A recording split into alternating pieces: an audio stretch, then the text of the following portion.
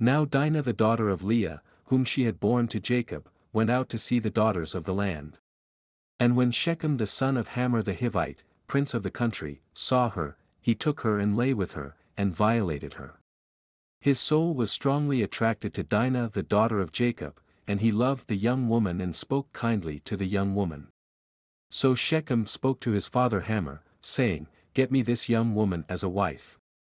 And Jacob heard that he had defiled Dinah his daughter. Now his sons were with his livestock in the field, so Jacob held his peace until they came. Then Hamor the father of Shechem went out to Jacob to speak with him. And the sons of Jacob came in from the field when they heard it, and the men were grieved and very angry, because he had done a disgraceful thing in Israel by lying with Jacob's daughter, a thing which ought not to be done.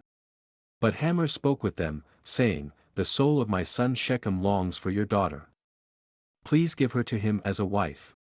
And make marriages with us, give your daughters to us, and take our daughters to yourselves. So you shall dwell with us, and the land shall be before you. Dwell and trade in it, and acquire possessions for yourselves in it.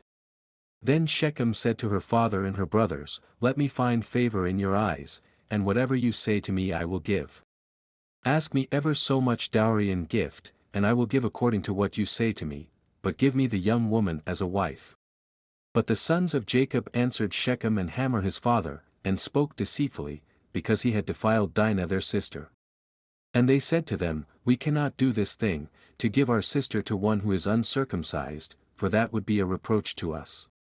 But on this condition we will consent to you, if you will become as we are, if every male of you is circumcised. Then we will give our daughters to you, and we will take your daughters to us, and we will dwell with you, and we will become one people. But if you will not heed us and be circumcised, then we will take our daughter and be gone. And their words pleased Hamor and Shechem, Hamor's son. So the young man did not delay to do the thing, because he delighted in Jacob's daughter. He was more honorable than all the household of his father.